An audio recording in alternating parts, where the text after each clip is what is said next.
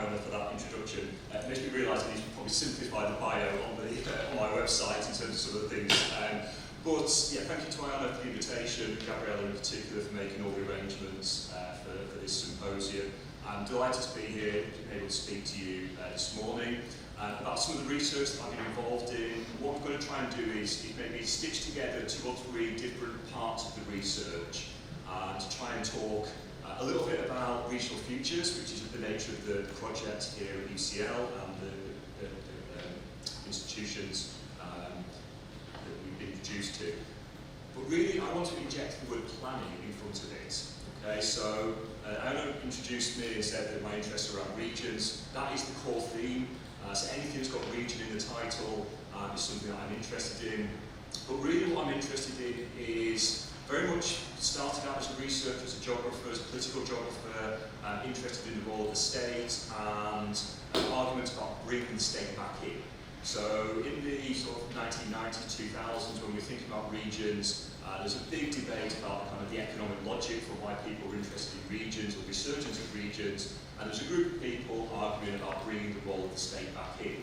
And that clearly chimes with the nature of this symposium. But what I've probably spent the last 10 years or so doing is also thinking outside of that box. So thinking about if we are bringing the state back in and thinking about regions, what do we actually sometimes miss when we're asking certain questions or certain approaches? We have certain ways of thinking about regions, metropolitan regions, their governance, their planning, their futures.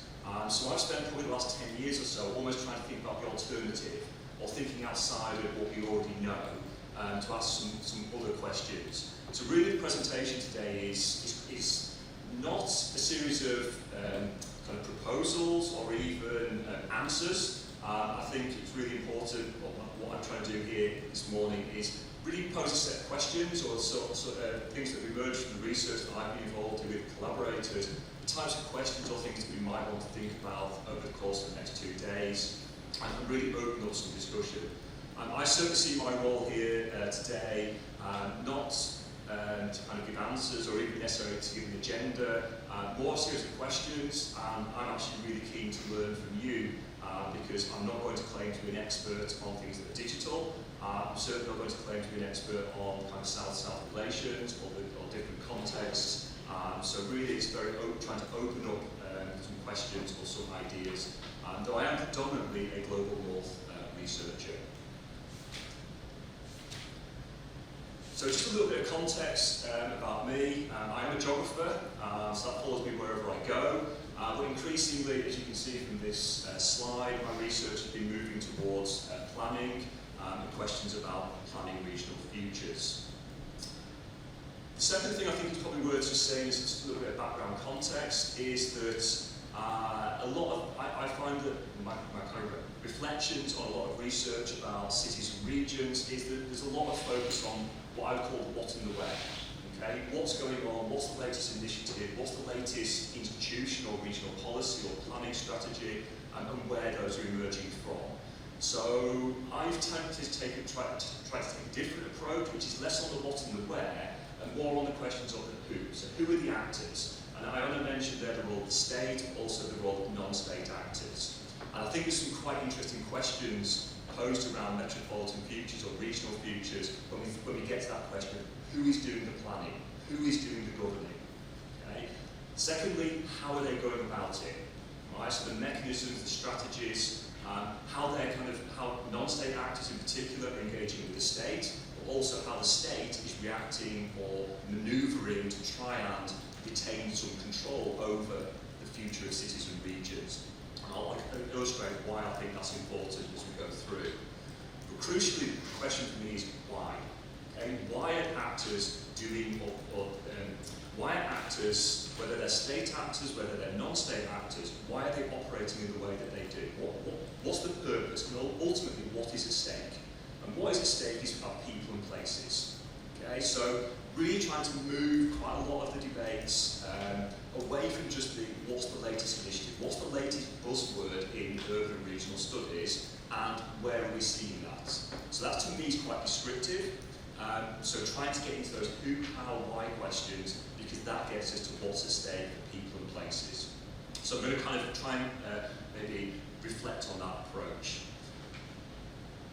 As somebody who's really interested in regions, that's my starting point. So the question then is, where does the cities aspect of this come in?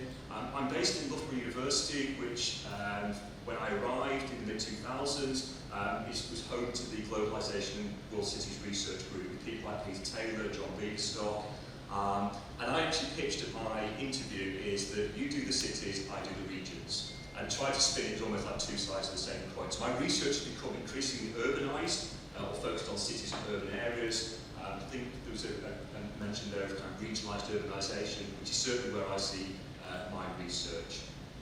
The other thing is that I am particularly interested in how different approaches to thinking about cities and regions kind of come together. So some of the work that I've been doing recently with a PhD student was looking at, say, the city of Istanbul and thinking about how different understandings of urban studies from, say, a global cities perspective, state rescaling, post-colonial, different perspectives, how they come together to try and help us to understand cities and regions. So that maybe just gives you a little bit of a broad overview of where I'm coming from and what's going to kind of foreground some of these comments that I'm going to make in the next half an hour or so.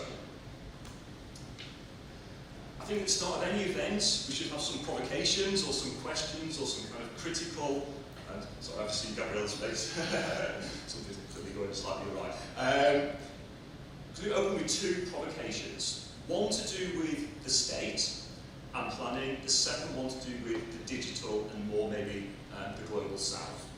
I'm going to unpack these as we go. So this is the project that I've been involved in and probably really kind of been investing time in over the last 5 years or so. And you can see the title reflects in large extent the project and what's underpinning this symposium today, which is Regional Futures. So really interested in what the direction of regional change, regional development, how we think about regions, and particularly from this perspective of planning. I say I'm not a planner, I'm a geographer, so I'm definitely moving into terrain and new spaces. But really what we're interested in is that kind of role of planning regional futures.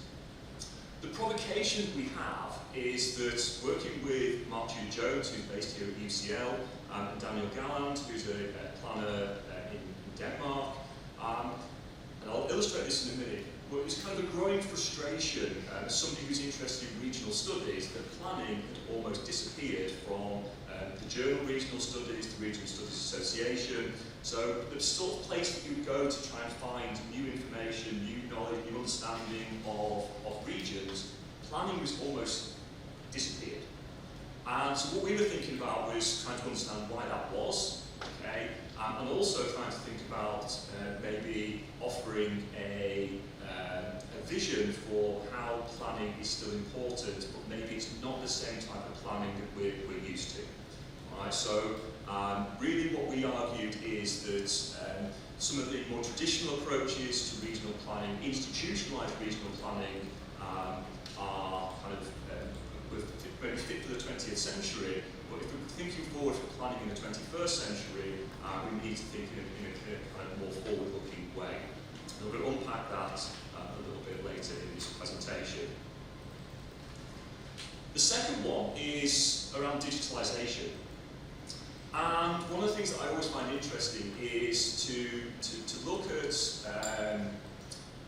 kind of key policy documents, key contributions. In this case, I'm looking at the New Urban Agenda.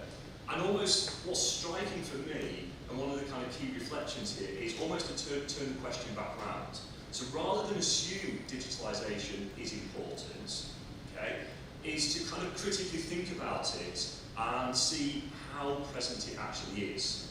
So one of the things that I find really challenging is if you look at the New Urban Agenda, the digital is almost not mentioned. Now, that's not to say that the digital is unimportant, far from it. What I find quite striking is that in something like the New Urban Agenda, digitalisation is not part of the story. Or if it is, it's a very, very small part of it. And one of the challenges we find, and one of the reasons we're thinking about planning for regional futures agenda, is that we still feel that quite a lot of what you might call the traditional approaches to policy making, to planning, to what you might call state-led versions of planning cities and regions is through a very traditional lens. And so when we look at the New Urban Agenda, one of the things that we see is what we might call old school regional planning, traditional top-down institutionalised. And one of the challenges we find with that is that what that then blocks out, or what that then doesn't enable to come through as much as it should do. So digitalisation and urbanisation are two of the defining features of the 21st century. Okay? Digitalisation has to be there, okay? And it has to be a key focus. But yet, in the New Urban Agenda, and this is a criticism of the New Urban Agenda, not of digitalisation, but if you look at the New Urban Agenda, these are the two mentions of digital that I found. Okay? So the first one is we commit ourselves to adopting a smart city approach. Okay? That's the only mention of smart in the whole document. What year is this? 2016. So the New Urban Agenda 2016. The second one then, in terms of digital, the use of digital platforms and tools will be encouraged. Okay, so that to me is a classic what and where. Okay, they've got a focus. They've said what. Okay, but who, how, why, what's at stake. There's so much else in the New Urban Agenda that takes a lot of the focus, and yet digitalisation, which is so integral to the future of cities and regions, is almost written out. It's there, but you have to go looking for it, and there's no elaboration. And that's why I think the project that I honestly leading here is really important, but also it raises lots of critical questions around things like the New Urban Agenda and its approach to and how we think about planning. Okay, so this is very much through a kind of planning lens. So in terms of what I want to try and do this morning in the presentation, we're going to talk a little bit about that kind of agenda around planning regional futures, because I think it raises quite a lot of important questions around how we think about planning in a traditional sense, and whether there are alternatives and ways of thinking about how we plan and govern regions, environment regions, thinking here predominantly metropolitan regions. Towards the end of that section of the presentation, I want to get to the kind of the point about digitalisation and digital planning. I'm going to connect here actually to some work that was done here at UCL by people like Mike Batty around, in the UK, a report that was published a couple of years ago, I think it was, about digital planning in the future. Okay, so we're going to try and connect up those two bits there. And the second part, I want to talk about who does the planning and why does it matter. So I'm going to use some examples that really try to highlight where sometimes we, as researchers, we might get distracted. So I'm going to use some of the eye-catching examples, right, which are hopefully ones that you can relate to, because they are the ones that you see quite often. They're the ones that gain a lot of publicity, but actually what I want to do is try and emphasise that if you take one step back from the extreme examples, there's an enormous amount of stuff going on in cities and regions which is happening, which involves technology firms, big technology firms, all sorts of questions about data, about digitalisation, digital planning. And I think that a lot of our focus is distracted by looking at some of the kind of eye-catching examples. And I'll name one straight away, which is the Sidewalks Lab project in Toronto. Okay? So the amount that's been written on that case study is fascinating. It's extreme. It failed. But actually, when you look beyond those kind of paradigmatic examples that people grasp onto, there's an enormous amount of things going on which actually get quite close to that. They're just not eye-catching and getting kind of media attention, but also researcher attention. So I want to kind of emphasise maybe a few critical questions that can take a step back from that to see what I would see as maybe wider trends in cities and regions. The last bit there really is I suppose the provocation, and I want to mention this to some extent about the fact that when we focus on the state, it can be quite easy sometimes to think about it presents a challenge to how we think about non-state actors. So one of the things that I'm really interested in, as somebody who was involved in the debates in the 2000s about bringing the state back in, okay, so if you were to go back looking through my biography, I was one of those people arguing, right, where's the state, where's the state? We need to talk about the state. I still think we need to talk about the state, but I also think that sometimes we've almost focused so much on bringing the state back in that it leads us to a lens, the classic kind of like seeing like a state. My argument of view is, what I'm going to try and maybe open up this morning, is that we also need to see like a business. Okay, we need to think about the role of these firms, why are they doing what they're doing, and also see how that, I want to mention the messy part of it. Okay, so I'm going to present it as two extremes, almost like the state approach and then a sort of non-state business approach. But really what I'm looking at is the messy bit in between. It's when the two come together. Okay, so planning regional futures. Why do I think we need to think critically about the word planning, the word region, and the word futures? The backstory to this is I'm heavily involved in the Regional Studies Association. I'm now on the board. I'm also one of the editors of the journal, Regional Studies. This is, I'm not going to say it is the journal, or but generally speaking, it is a place. Okay, there are all sorts of other journals and various associations. But this is one of the places where if you want to understand cities and regions, this is where you find research, it's where you go to conferences, you go to events. And the key part of this for me is, if you go back 50 years to the founding of the journal in the mid-1960s, these are taken from the first issue. It was a journal, an association, and an idea that if you want to understand regions, you need to understand planning. Okay? The journal, the association, and regional planning as it's institutionalised had its heyday in the 1960s. Okay? And think about government's approaches to regional planning. In the the mid-20th century is when it became institutionalised. The first concept that was ever introduced in the journal was regional planning. And what Mark, Daniel and I were thinking about five or 6 years ago is that when the journal celebrated its 50th anniversary, it did a special issue. And I was one of the editors involved in that special issue. And guess what is not in that special issue? There is nothing on planning. So how have we gone from a situation where if you want to understand regions 50 years ago, it's all about planning, to a situation 50 years later, which was 5 years ago, planning's not even mentioned. I think the word planning appears once in about 15 papers. So what is the role of planning? Our provocation was around the fact that the world had changed. We live in turbulent times, but also the nature of planning has changed. And I think it's starting to get to speak to some of the questions about the role of state actors and non-state actors. So, 5 bullet points to maybe try and illustrate the things that are changing, or how we kind of grounded this book and the special issue that we did on it. Firstly, planning is no longer solely the domain of professionalised planners. Okay, if you go about 50, 60 years, 100 years, when you think about who planned cities and regions, there was something called the professionalised planner. Okay, the planner did that work. Increasingly, planning is done by actors who would not identify as planners. I think in the UK, we're almost at the point now where approximately 50% of people who come through RTPI accredited planning degrees go and work in the private sector. Okay, so it's planning, but it's not necessarily the public sector. The trend is away from the public sector. The second one is that, Iona and I were talking about this morning, is that traditionally, if you wanted to understand cities and regions in a university setting, you went to what we would call the place and space disciplines. You would go to the planning school, you would go to the geography department. But increasingly, you will find planning being done and studied, and even the planning degree, quite often not in a geography department. Okay? Yes, if you've got a planning school, it will be in the planning school, but it could be the design school. Okay? Computer science, okay? Real-time data, automated kind of AI, etc. Okay?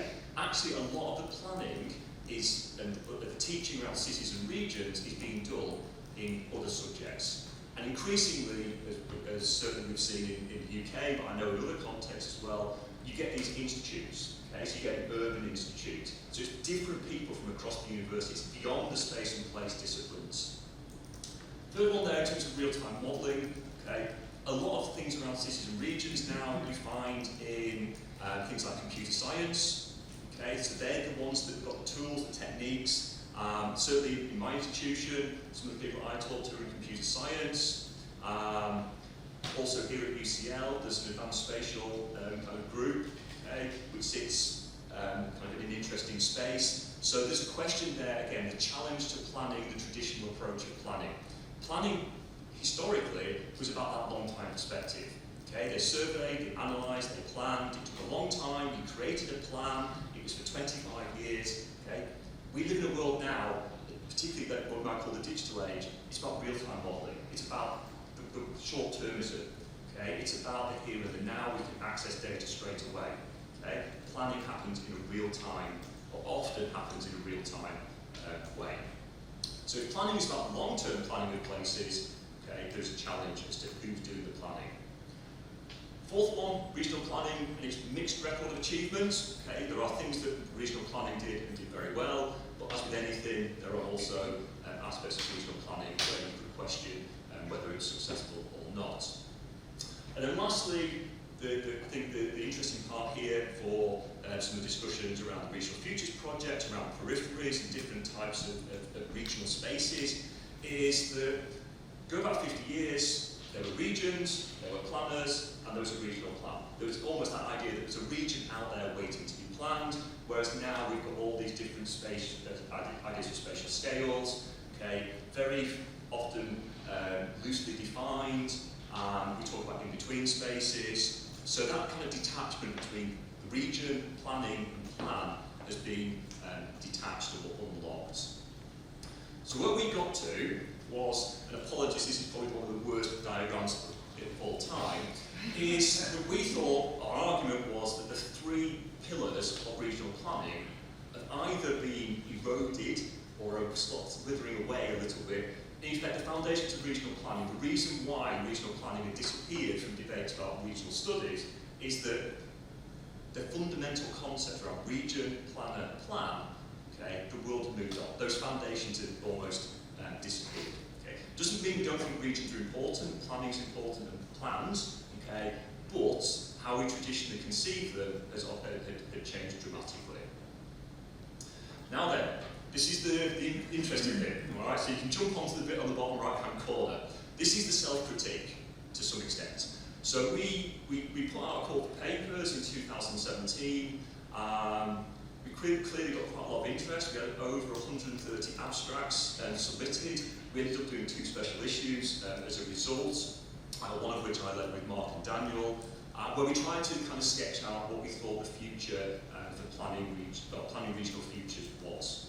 Giving this as a little bit of an overview of some of the things, there's several different types of research there, some based here from research at UCL, and the argument was that we wanted people to either defend the foundations on which regional planning had been built, okay, so in effect to maybe react against the provocation that we'd put out there, but also others who maybe were more sympathetic to thinking about maybe a different way of thinking about planning of regions and their futures. What this symposium made me do was to go back to that special issue, and we are missing the digital. Okay, so it's very, very clear that as much as I stand here and critique the New Urban Agenda, okay, I think sometimes you also have to go back and look at what your involvement in it is. I also went back and looked through the abstracts. We had very little on the digital, so I think I know the team, you're definitely onto something, and also in a space which is really important because the nature of research, things move on quickly, but also there are definitely things that we missed when we were doing this project. Mark, Daniel and I tried to kind of foreground this, so the 2 things that we contributed were around this kind of notion of why we think traditional approaches to regional planning may be withered. Okay, but also we did write a piece ourselves where effectively we tried to make that kind of critical juncture step where we reflected back, and our idea or thought was that actually almost institutionalised regional planning. People talk about the 1960s being the heyday, or the sort of kind of the heyday of regional planning. Our argument was actually when it becomes institutionalised, that was actually the start of almost a tipping point. Now, we're very optimistic about the future of regions and planning, just not in a traditional sense. So that's the nature of the provocation in the piece you can see on the right-hand side. Okay, so we think that we have to move forward, we have to think differently about regions and planning. So let's try to be very clear, okay?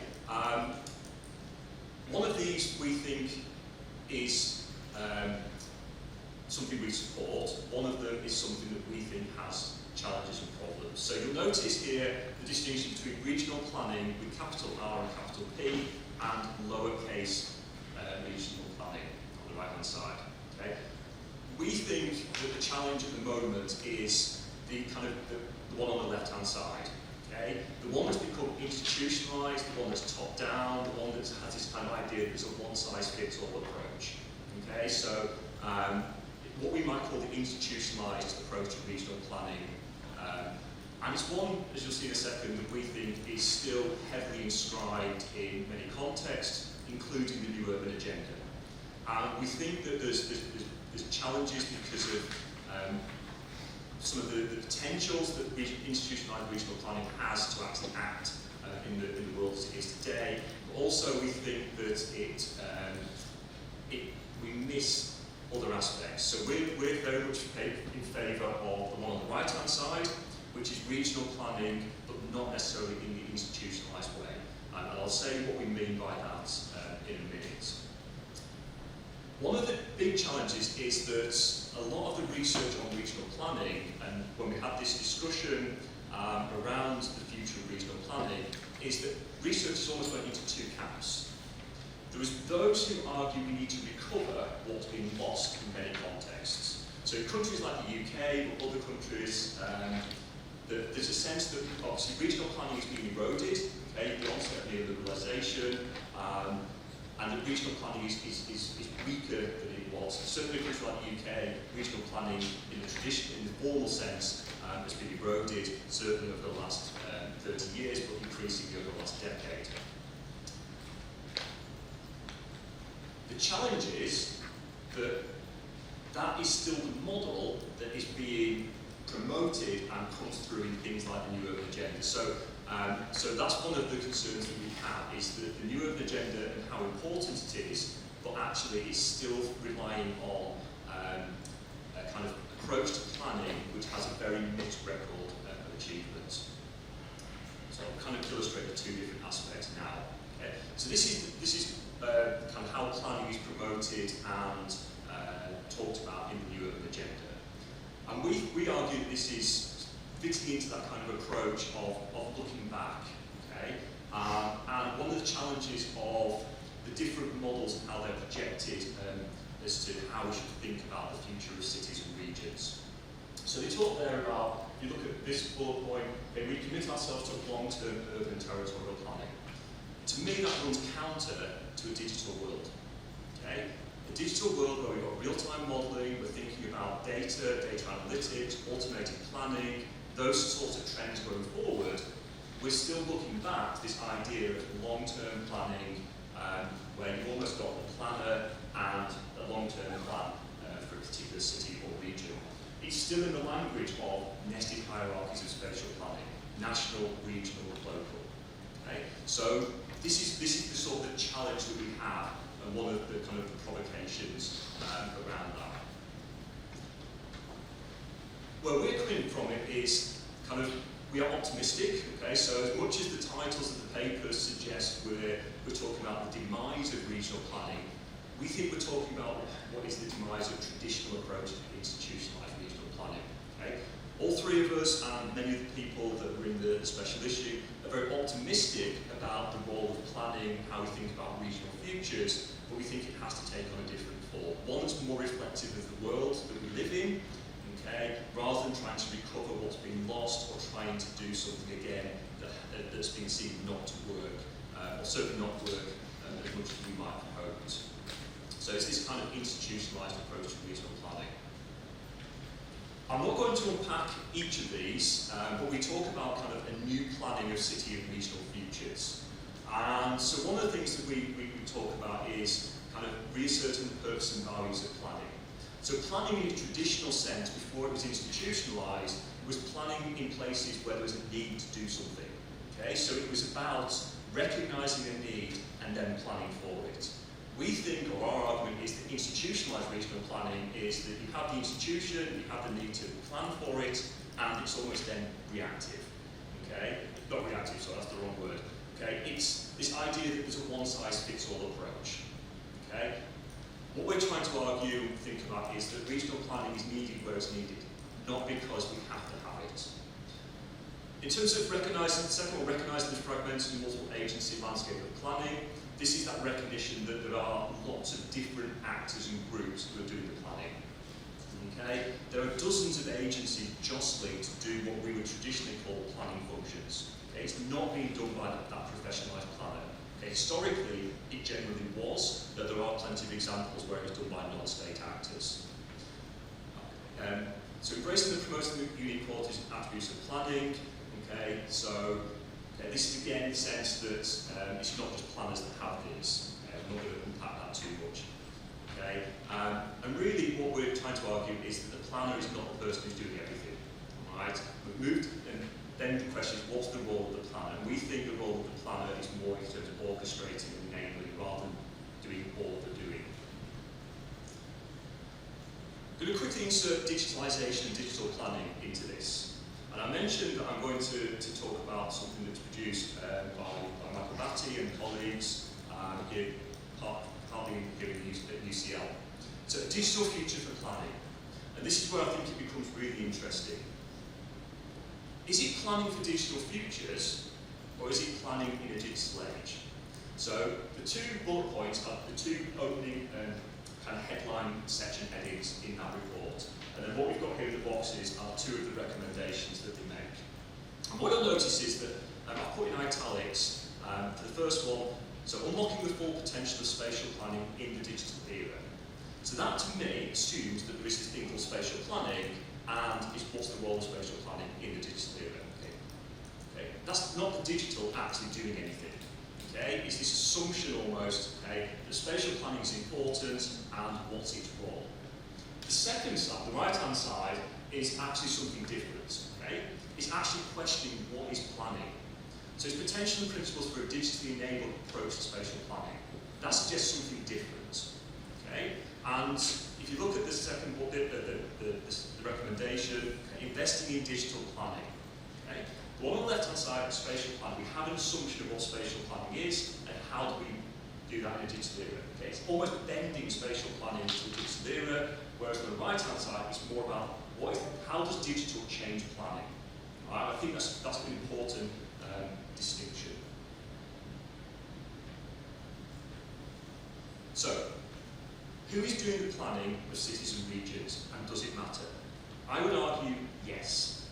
Okay, and I'm going to kind of present some examples of things which really worry me in relation to the future of cities and regions. The first bit doesn't worry me. Okay? So what we try to do when we think about regions and planning and regional futures is this is what we think of as maybe the traditional 20th century models of planning.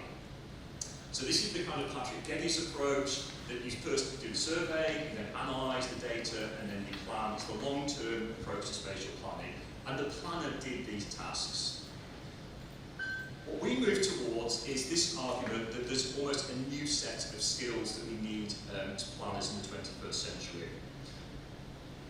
The perspective that we have is that those skills are often not best done by planners, or maybe planners trained in the traditional sense. So if I look here at visualisation, if I look at some of the other aspects of this, in a digital world, digitalisation, okay, computer science, automation, there are things that doing this work that means that the planner is not the one who's the expert.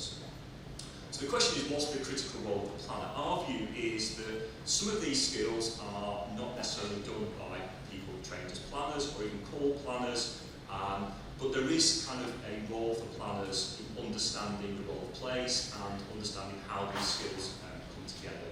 So in effect, we're not trying to say that planners should go back and be doing all of this. It's actually thinking about what is the role that the planner can make. So here are some of the maybe eye-catching examples. Okay, so I appreciate I'm going to present ones that are, this is not necessarily the everyday, it's anything but just some illustrations of what's going on in the world around us. Okay? So this is the first one, so Urban Cloud City Brain, some of you might have heard of. It's been used in various Asian cities, Kuala Lumpur, Hangzhou, etc., where In effect, it's dashboard. Okay? It's real-time analytics of transport infrastructure, where they can then intervene. So one of the examples here is that when an emergency service is called, real-time modelling can adjust the traffic lights in these cities so that emergency vehicles can navigate through at speed to get to the incidents. Okay? It's digital, it's automation. Okay? It's real-time planning, okay? Not the long-term regional plan that we maybe had before. I've mentioned this one earlier. Okay? So the kind of Alphabet Inc. Sidewalks Lab project in Toronto. The reason I flag this one is that, yes, the previous example is digital, it's about real-time modelling, but that's analysing data. This is actually a data company or a technology company going the next stage. They're saying, in effect, we've got the data, we've got the knowledge, we can create, this, in effect, the smart city, build up from the internet up, and actually do kind of the spatial aspect of it in terms of having, in this case, it was the waterfront, and effectively do the urban planning. Okay? So it failed, but it does show you again how far this is going in terms of some of these technology and data companies stepping into the domain of real estate development, urban change. Taking one step back, and where quite a bit of my research emerged from, is this is not a data firm, it's not a technology firm, but in the northwest of England, so Liverpool and Manchester, one of the things that I've been doing research on is in relation to a company who are stepping into the regional planning domain. So in the UK in 2010, the Conservative government abolished regional planning, or the regional institutions. In effect, they created a vacuum. Yes, they replaced it, but with something that was much less powerful and much less, I suppose, competent in relation to planning and governing cities and regions. A lot of the headlines and focus was on those new state institutions. What I found fascinating was a private sector company put forward a proposal to the government to say, give us control. We are the company, we own the land, we're the people that are going to be delivering the jobs, regeneration, skills in this region. And they put forward proposals, this is Peel in the northwest of England, to effectively step into the shoes of the state and say, we have the power and in effect, the competencies, okay, not the state, not the planners, okay, and they actually launched their own regional plan called Ocean Gateway, it became Atlantic Gateway. Hugely controversial, but actually very hidden. They're hidden from our view as researchers, but also hidden from citizens. Okay? These are the things that are going on, not just in parts of the global north, but also in the global south. So really trying to understand why are these companies moving into that space. Okay? One is obviously regional planning being eroded in many contexts, but also think about in other contexts where regional planning is being institutionalised but in a weak form. We're seeing these firms, not just in this case a real estate firm, but we're talking here also about technology firms, like the example of Alphabet Inc., kind of moving into that space, okay? And trying to understand why they're doing it, how they're doing it, and what that means for our understandings of regional futures. This is the extreme version, okay? And I'm going to highlight this as the very extreme version, and then I'm going to take a step back, okay, as to why I think we have to ask some different questions and some difficult questions about regional futures. So I'm going to ask a question, apart from the fact that I've just put it on the screen. How many of you have heard of charter cities? One or two of you, okay? This is the extreme version, right? And I promise I am going to take a big step back from this, okay? Charter cities is a movement that's been developing over the last 10 years or so, but was generating quite a bit of interest and is manoeuvring in some of these spaces in extremely problematic ways, I would argue. So what is a charter city?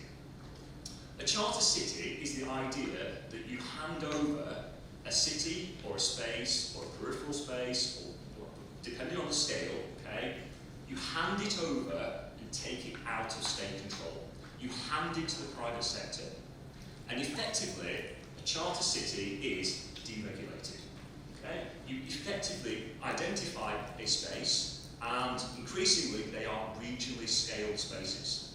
And I'm going to give you an example in a minute. So you can argue it shouldn't be charter cities, it actually should be charter regions in what they're talking about. Okay? And there are kind of paradigmatic examples of where this is being kind of at least identified.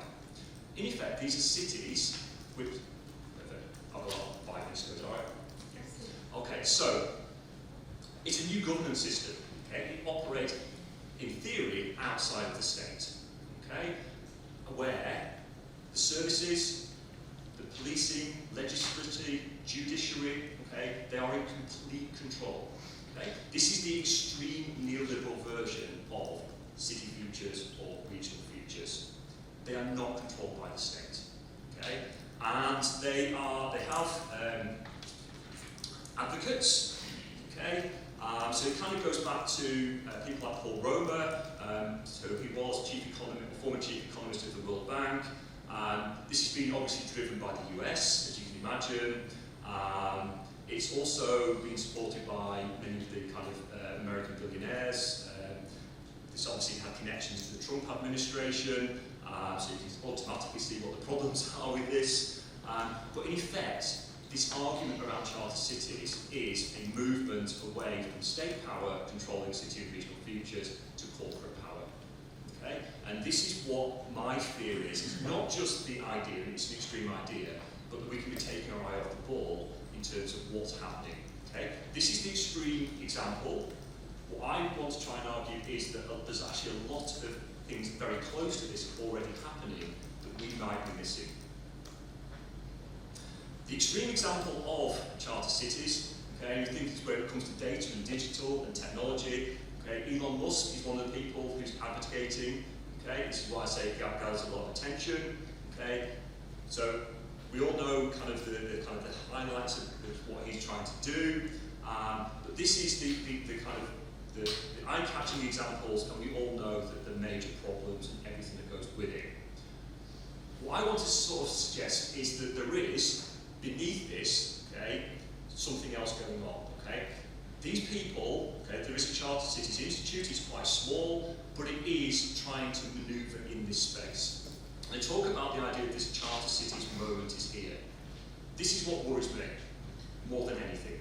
Okay, discussions around the role that charter cities can play in developing large parts of the global south. We know about different things about in terms of who's investing and who's determining kind of the futures.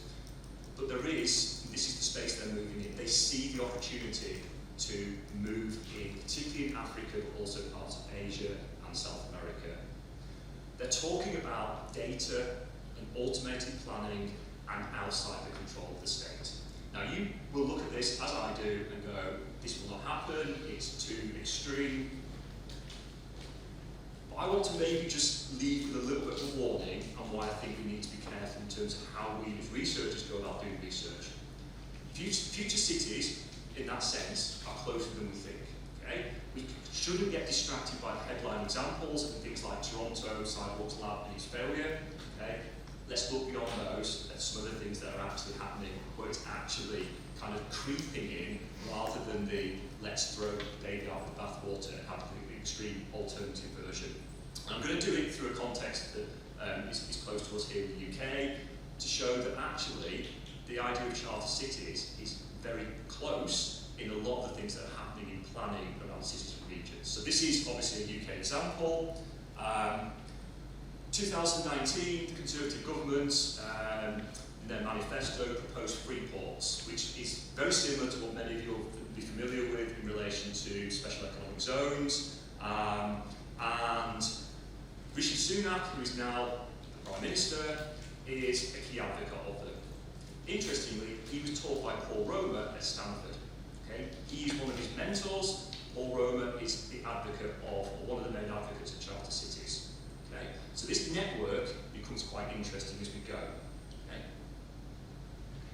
What's interesting is when you look at where these free ports have been established in the UK, okay, you will not see the name of a technology or a data firm. Okay? The headline is around ports, and when we think about quite a lot of developments and investment into places like Africa and corridor urbanism, etc. There's a very strong port focus. Okay? There's almost a distraction. Okay? Digital firms are in here. Okay? Automated planning is an integral part of this. But also, the bit on the top right-hand corner is the important bit for me. Okay? This is not small spaces.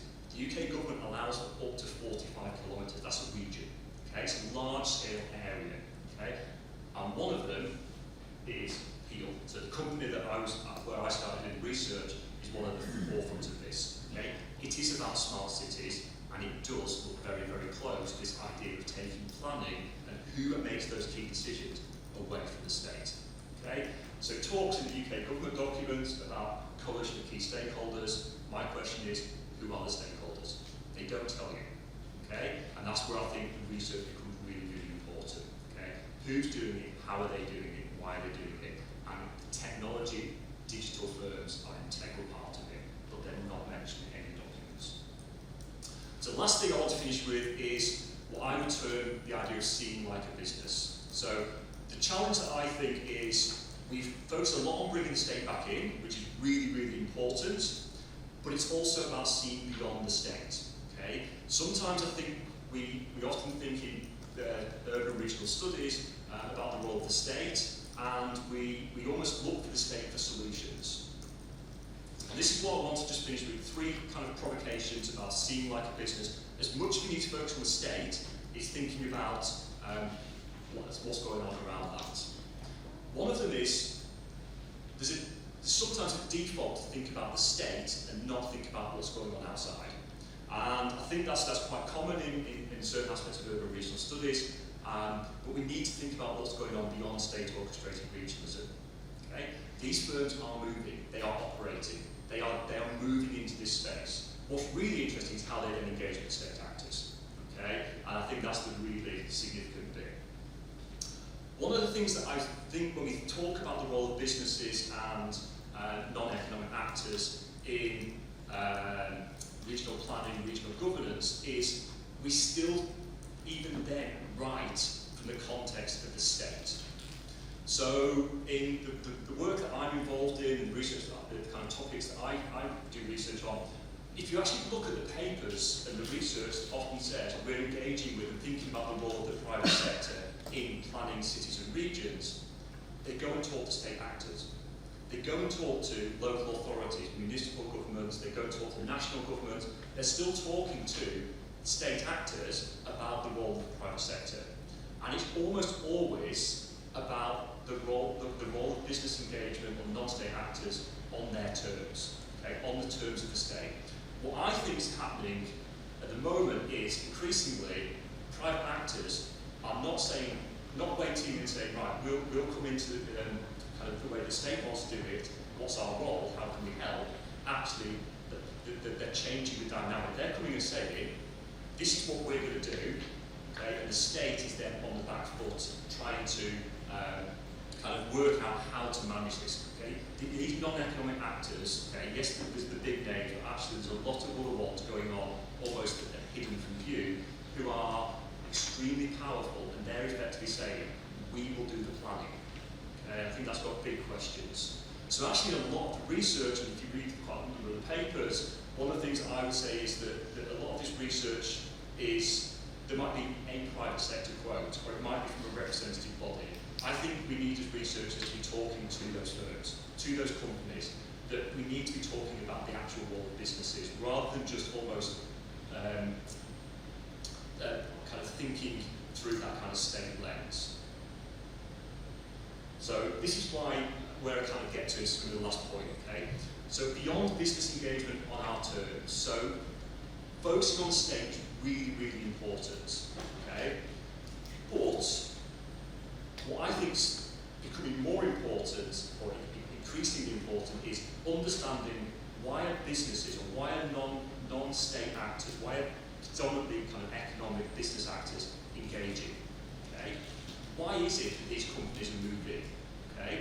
How are they engaging? I think that's the interesting bit, okay? How are they kind of moving into these spaces, but critically, why do they engage, okay? They're not waiting, they're not playing on the state's terms now, okay? They are effectively saying, we are the experts, okay? And they are kind of governments, local authorities, municipal governments, etc. And in effect, okay, you can see the kind of the creep that's going on. So I think seeing like stage is really important, but also we need to think about other questions and approaches. So on that note, thank you very much.